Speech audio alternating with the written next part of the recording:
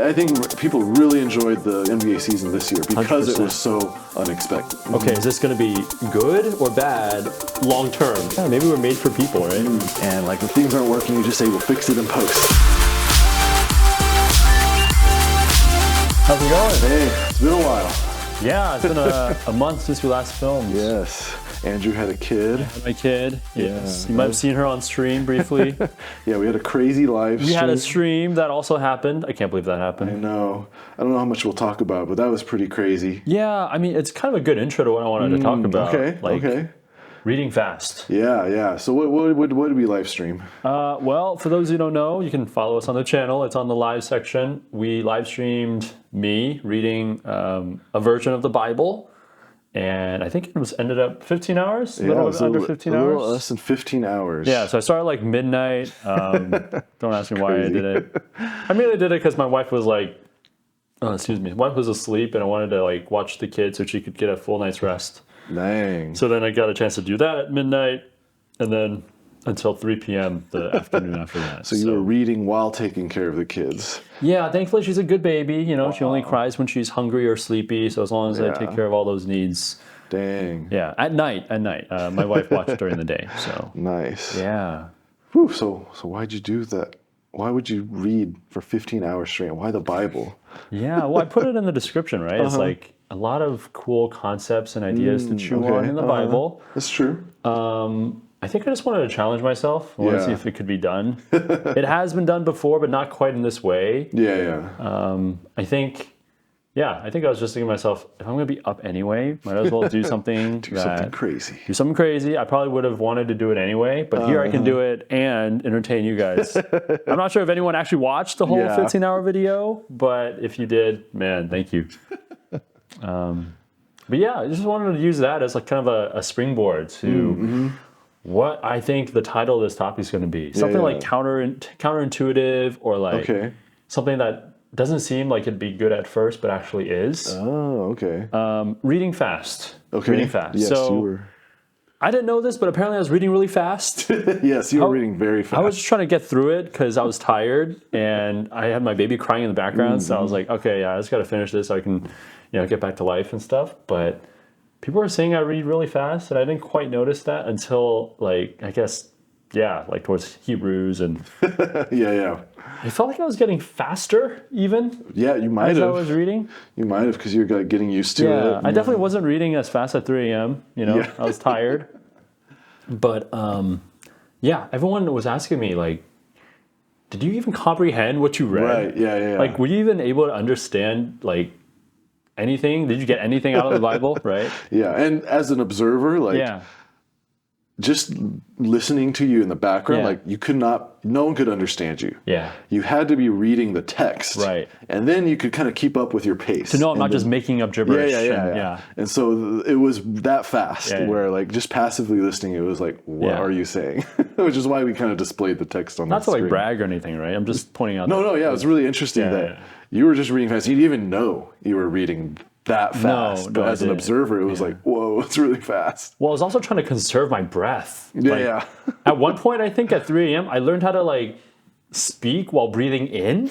Dang. I didn't even know that was possible, but I figured it out. Wow, that's like, I don't know if you're familiar, but like woodwind players or brass players. Oh, is that what they do? Yes, it's called circular breathing. So if you can, to hold a note, if you want to hold a note long, you have to be able to play while blowing out as well as breathing in.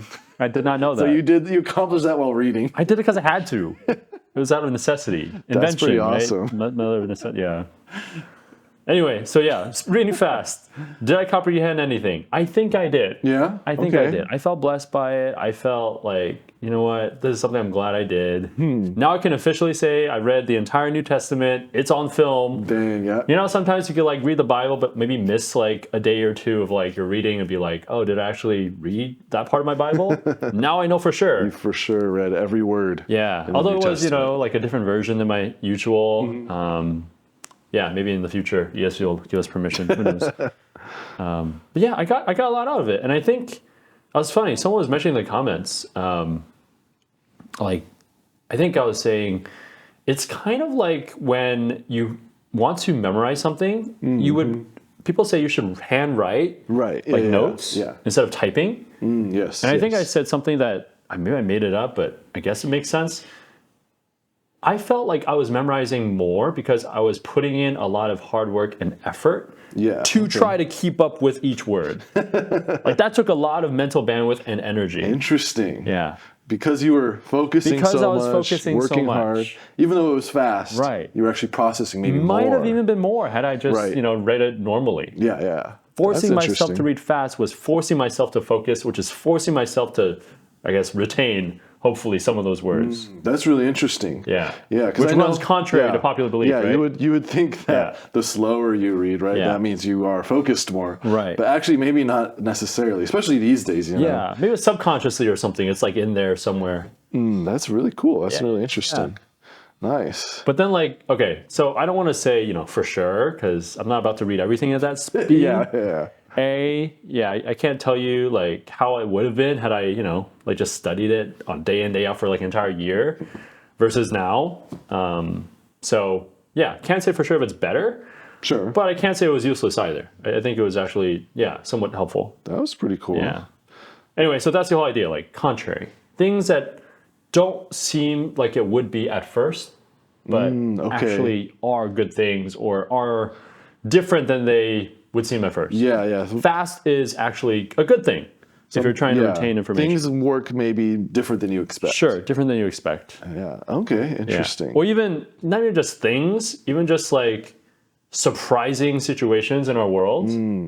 I was catching up on the finals recently. Oh yeah, dude, it was crazy. Dude, okay, well, first of all, is a spoiler. It's not, right? I think people know. Jokic got his ring. Dang, Jokic. Denver Nuggets, 47 years, I think it was. They finally got their first championship. I am happy for him. He deserves it. He works hard. Yeah. And Jamal Murray as well. I heard he did really well. Yeah. And no one, people knew that they were probably going to win, but they didn't win last year. No. And even more surprising than that, they were up against Miami Heat, which no one thought was going to make it. What was it, 8th seed or something? Yes, they were the 8th seed, which they're like the second team, I think. They're the second 8th seed to get to the finals. Yes. Yeah. And then, they never would have beaten the Celtics first, right? They beat the Bucks first. Sorry, they beat the Bucks first. They actually beat them handedly. Yeah. Which is crazy. Yeah. And they were the first seed. Yes. Yeah. They had the best record in the whole That was NBA, surprising. And they beat them in 5 games. Then they beat the Celtics? No, then they beat the Knicks, which was a little bit of a we could see them beating the Knicks. Okay, sure. But then they beat the Celtics, Knicks. which was crazy. Yeah. Especially since it was just a wild series. They went up 3-0. People were like, what is wrong with the Celtics? Yeah. But then the Celtics win 3 in a row, tie it up. And then the Heat still win anyway. So it was just a crazy series. Yeah. For sure. A lot of unexpected things going there. For sure. All right. Yeah. Well, that just proves my point. No one expected it. No one expected it. It was surprising. Yeah, I would say no one would bet that the Denver Nuggets would meet the Miami Heat in the finals. Everyone was saying, Lakers maybe, Warriors maybe. I do have one friend who had faith in Miami Heat, though. Yes, we do. We have the same friend. He grew up in Miami. Yeah, he loves Miami Heat. So he was with them despite all the doubters. So he was surprised. And I think because it was so unexpected, some people might have been like, oh, this is boring, right? Yeah. These aren't exciting teams to root for. Yeah. But actually, I think a lot of people online, at least, 100%. kind of they felt like, wow, this made it just that much better. It's not just the Warriors every year. Yeah, it's something different. I love the Warriors. Yeah, but it was just different. It was different. And exciting because of that. And new even players to praise even. Yeah. New players to prove themselves on the highest stage. Vincent, I think people really enjoyed the NBA season this year because 100%. It was so unexpected. But it was shorter. It's true. The NBA didn't enjoy it. They lost tons of money. It was a quick series, 5 games. Yeah. But it was still, especially Game 7. I just watched the highlights, but it was a dogfight till the end. Okay. Yeah, no one knew who was going to win until the last 15 seconds. Man. It was close. So. That's awesome. I'm glad. NBA was definitely a place of unexpected events. Yes. And I think people like that. Yes. For the most part. Yes. You don't. Yeah. I guess as a Warriors fan, I wanted Warriors to win, but I didn't know how much I would want the Nuggets to win either. Yeah, we have no association with Denver or Colorado or any of those players, but it was like, yeah, that was pretty awesome to see such an underdog team. Like even though they're the 1 seed, they were still like no one would put money on them, you know? And like until later. Yeah, and everyone's just like, we want the Lakers because, it's LeBron and the Lakers. Right. Or we want the Celtics because, there's so much history. Makes a better story. Yeah, they think, right? Yeah. But then the big having these kind of unsung teams was actually pretty cool. Agreed. And I think we kind of like that in our stories, in our lives. Yeah, we need the surprise. We need the kind of novelty of it even. Right? Like, doesn't everyone love the underdog, right? Everyone loves the underdog. Right? And they're called underdogs because we don't expect them to win. Yeah. Like, we're expecting the other team to make it, but they still go against all odds and prove themselves. That's true. And we like that. It's exciting. Yeah. Right? I think especially for like the Olympics, right? That is a huge thing. It's about those people who you don't expect to get a medal and that they come out of nowhere, or like some obscure country, that sends someone that they've never sent anyone in the sport and they come out, able to medal or something like that. And that's a huge, huge drama and like excitement when that happens. Totally. I can't even say I enjoy playing sports, but I love watching it. That's really interesting. I love the achievement. I love watching the crowd and hearing people really just getting into their team and their favorite players and all that. It's enticing. Yeah. That's interesting. Yeah. Any other unexpected things in life? Well, yeah. I mean, I guess so. Shifting gears, I guess I've started to discipline my kid because I have a 2-year-old and a 1-month-old, and she's a little cranky, maybe like a little jealous even of that 1-month-old. Of course. And yeah, I mean, I guess, I would think to myself, it's going to take so much time to discipline her, to get her to, not do something. But what I find is by disciplining her, I have less time wasted, because otherwise I would be like pulling her to do this, pulling her to do that. And it takes a lot of time just to wrangle and wrestle with her to get her to do something. Sure. If I discipline her at first, I actually save that time. Right. Contrary to my own understanding and belief of like your initial thought is like, all right, let's just be nice. She's just a little kid, and when I say, all right, it's time to go take a bath, right, like you just will get her there somehow, right? And you don't want to spend the time like getting her to actually obey and listen on her own. That's work and it's hard. It is hard, but then in reality, every day you spend dragging her, you just literally dragging her to the back. At times. That will add up and actually be a lot worse than kind of the initial work of. If I did the math, 100%. helping your daughter to obey the first time and understand, when Daddy says it's bath time, it's best for me. So if I'm a little sleep deprived, that's why. You're doing the hard work now. A lot of the hard work now. Okay. I mean, I think that's true in any kind of, I guess, task, right? Yeah. Like when you prepare ahead of time, put in a lot of work ahead of time, all right, things actually end up going smoother in the long run. And like in the moment, I think like let's say like homework or something, right? Like you're studying for a test. If you spend time studying while, you're doing the reading, not waiting till the weekend before the test, like it feels painful because you're like, oh, the test is so far away. Like I just want to get this done with, but you will end up not having to cram. I am a bad example of that. Oh, yeah? I definitely crammed. Definitely did not do what you just said. Yes. But I agree with that. I agree with that. That's what I should have done. Yes. That's why you're saying that. It's because you lived it. I've lived it and suffered through it. Yes, exactly. Yeah, 100%. Or that reminds me, I'm really into like making videos and movie production and stuff, right? And like, especially nowadays with everyone with their phones and stuff, you just want to you have a video idea, you just want to go make it, right? Yes. Like you just want to get going, get working, right? Yes. And like if things aren't working, you just say, we'll fix it in post. Yeah. But no, that's not how it works, right? No. No, when you take time to script everything, to actually draw everything, storyboard everything, you feel like, man, I'm not making my video. I'm spending hours getting lines right and understanding how I'm going to frame it and stuff, where people are going to stand. But it ends up saving you so much time because when you're editing, you cannot fix things, you know, and you're just like spending a lot more time and energy, and it's a lot more stressful because it's actually harder. Well, that's a good way of putting it. Like, less is more. Like, if you're taking photos or taking footage and shots, you don't want to have to comb through all the shots that you won't use. Yeah. If you're just making it up, you have to like sift through it. And I mean, there's a time and place for that style of video, but for something scripted, for sure. Like, if you take the time and just have a couple takes of each exactly what you want, 100%. Man, editing becomes easy. Agreed. You planned it out already, and man, it will save you so much time. Unless your footage is 15 hours long, then there's I mean, then there's no recourse. That's a different style, I guess. Yeah, that was fun. But yeah, that's a good one. Cool.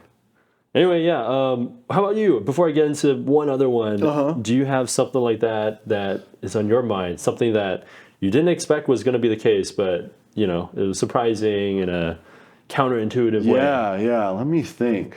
I feel like I experienced that a lot, actually. Okay. So let me think of a good one, because I don't start rambling. Sure, no worries. But like, let's say, I think one really big one was. So just some backstory. So I grew up on a farm. Oh yeah. You know, out in the middle of nowhere, no neighbors or anything, quiet. Yeah. And so I don't know. I just like being by myself. You know, I'm very introverted. That's where I get my energy, is when I kind of alone and I can recharge and stuff. And so after college, you know, when we're kind of, you know, usually people go their own ways. Well, a lot of us were got really close in college, and people wanted to live together. Yeah. And, you know, my initial reaction is like, man, this is going to be so painful. Living with rowdy people, especially a lot of them, actually. Yeah. We found this house for rent that was huge, and so we wanted to put like 10 people in there. I'm like, what the heck, this is going to suck. Yeah.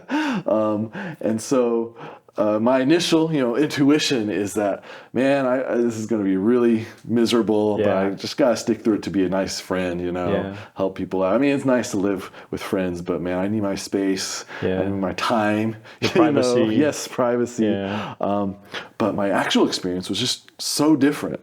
Like it's true, I was with people all the time, but I wasn't always exhausted, and I wasn't actually always miserable. Yeah. Actually, other people brought a lot of energy and life to me. Even though I'm an introvert, I had plenty of time, you know, just have my own time and space and stuff. I didn't need actually that much. And because I lived with so many people, I actually discovered that. Yeah, I learned from a lot of different people. I got to get to know new people really well. Yeah. I learned about myself a lot, actually. And it was just a really great growth experience, just living with people, especially people that's very different from me. Sweet. And so that's kind of like a small little example where my initial reaction is so like, oh man, I'm just going to do this to be a good friend. Yeah. But it's actually like, man, when we moved out, it was kind of sad. We're like, that was so fun. Yeah. And, you know, there are various reasons why we had to move out in about a year. But man, I wouldn't have expected to have those feelings. It's counterintuitive because it goes against your default self. Yeah. Like if I was this outgoing, extroverted guy, sure, like you expect, that's going to be fun. We're going to party all the time or something. But I'm this quiet introvert, and I still like got to experience a lot of, you know, fun and joy and energy still, just in a different way. Right. Yeah. Instead of like guarding your time and protecting yourself. Yeah, that actually wasn't as like sacred or needed to me as, you know, I think, I don't know, the world, you know, people tell you if you're an introvert, you know, you need like all this time. Because, you know, when you do get tired from other people, you really feel it as an introvert. Definitely do. Right? But it's not like you need 24/7 alone time, actually. Yeah. In fact, that actually can drain you more. Yeah, maybe we're made for people, right? Totally. Anyway, that's just what came to mind. That's a good one. Yeah. Okay, last one. Okay, sure. We're getting a little long here. Yeah. I don't know if you heard, but there was this a state, I think. I don't quite remember. Utah, maybe? Okay. They banned the Bible. Interesting. From their schools, middle school and high school. Okay. Like just statewide. Yeah, I was reading an article. Statewide, I think. Mm-hmm. But then it was like, you know, why are they banning the Bible? Sure. It's because it's got, you know, like controversial subjects in it that they wouldn't want like kids reading. Mm-hmm. But they argue that, it's because, like Christians initially wanted to ban other books at those schools because those things contained like inappropriate stuff that they would deem like not fit for kids to read or whatever. So this is sort of like the backlash against that. Okay, if you ban my books, I'll ban your books, and now they want to ban the Bible. Okay. And then this article I was reading, so then it was like, you know what? I think that's part of the problem. Like, people don't want to be Christian because we're all about shutting out alternative kind of beliefs and preserving our own like sacred spaces for the sake of safety.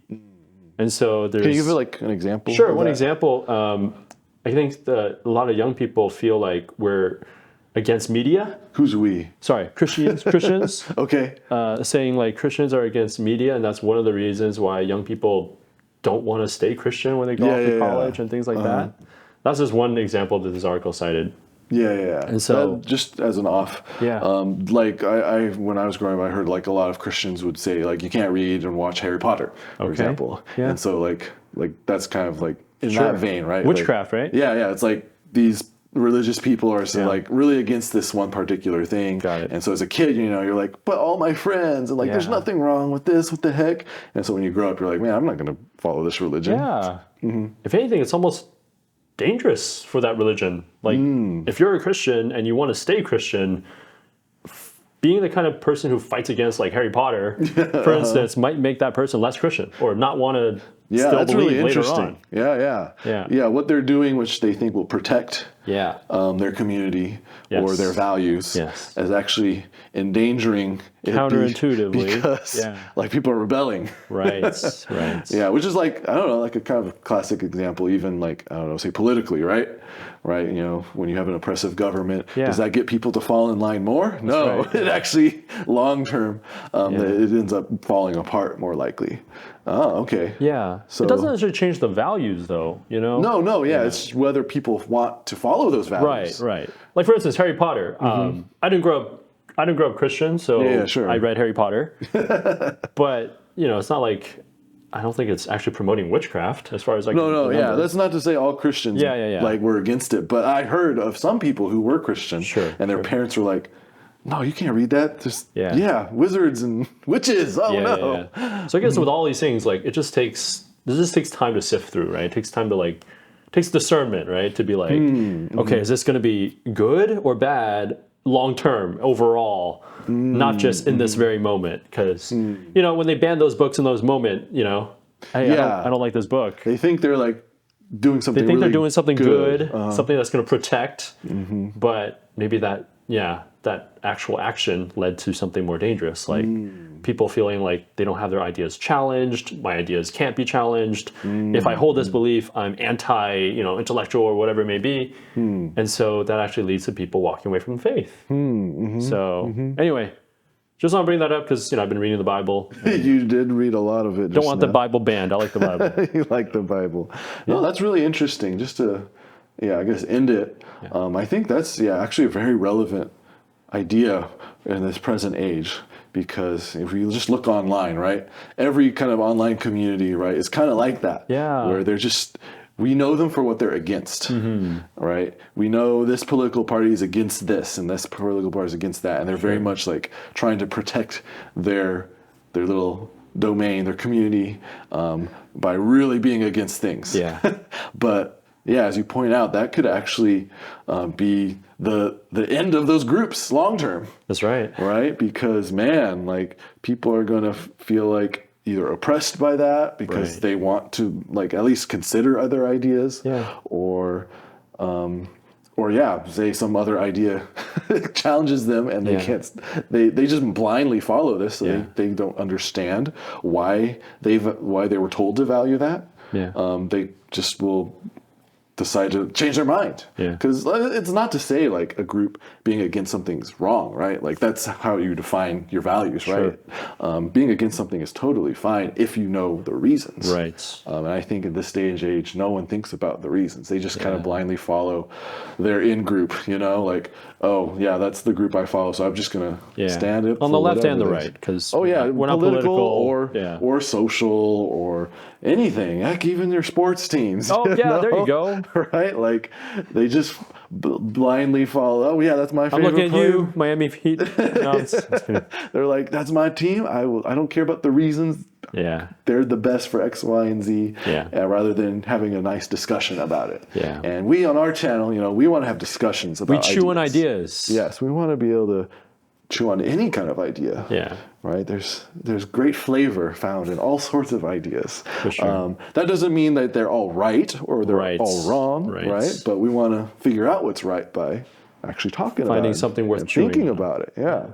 That's a great topic for us. I like the ending. Yeah. All right, man. Wow. Thank you so much for that conversation. Thank you for listening. Yeah. Make sure you like and subscribe. We'll do some more fun things. We've got more. Yeah. We've been really slow because of our kids, but they're getting older, so more's coming. I promise. For sure. All right, guys. Take care. Bye. Bye.